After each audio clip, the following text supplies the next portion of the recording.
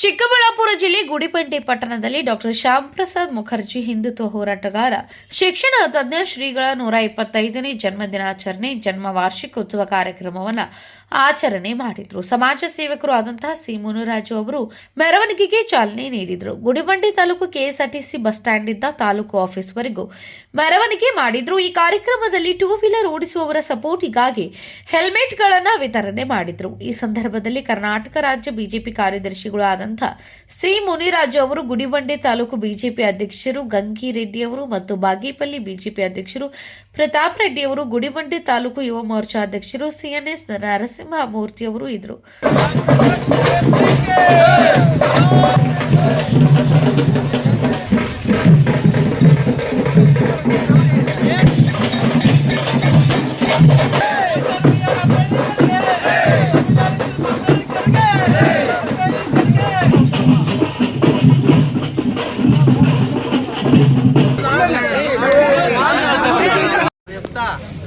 ಈ ಮಾನವ ವಿಕಾಸ ಸೇವಾ ಸಂಸ್ಥೆ ಟ್ರಸ್ಟ್ನ ಪ್ರಮುಖರಾಗಿರುವಂಥ ಗುರುಪ್ರಸಾದ್ ನಮ್ಮ ಆತ್ಮೀಯ ಸ್ನೇಹಿತರು. ಚಿಕ್ಕ ಹುಡುಗನಿಂದ ನಮ್ಮ ಗುರುಗಳಿದ್ದಂಗೆ ನಮಗೆ.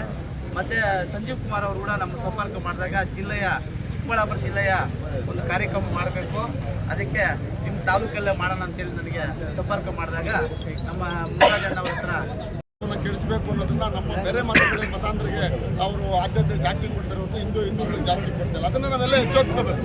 ಇವತ್ತು ಎಲ್ಲ ನಮ್ಮ ಸಂಘಟನೆಗಳು RSS ಇರ್ಬೋದು, ವಿಶ್ವ ಹಿಂದೂ ಪರಿಷತ್ ಇರ್ಬೋದು, ಬಜರಂಗ ದಳ ಇರ್ಬೋದು, ಅನೇಕ ಸಂಘಟನೆಗಳಿದ್ದು ಇದು ಹಿಂದುತ್ವವನ್ನು ಇವತ್ತು ಅತಿ ಹೆಚ್ಚಾಗಿ ಸಾರ್ತಾ ಇದ್ದಾರೆ, ಮನೆಗೂ ಸಂಪರ್ಕ ಮಾಡ್ತಾ ಇದ್ದಾರೆ. ಇದನ್ನೆಲ್ಲ ಕೂಡ ನಾವು ಸಂಪೂರ್ಣವಾಗಿ ನಾವು ಯಶಸ್ವಿಯಾಗಿ ಕಾರ್ಯಕ್ರಮಗಳನ್ನು ಜೋಡಿಸ್ಕೋಬೇಕು. ನಮ್ಮೆಲ್ಲ ಕಾರ್ಯಕರ್ತರು, ನಮ್ಮ ಈ ಭಾಗದಲ್ಲಿ ಇರ್ತಕ್ಕಂಥ ನಮ್ಮೆಲ್ಲ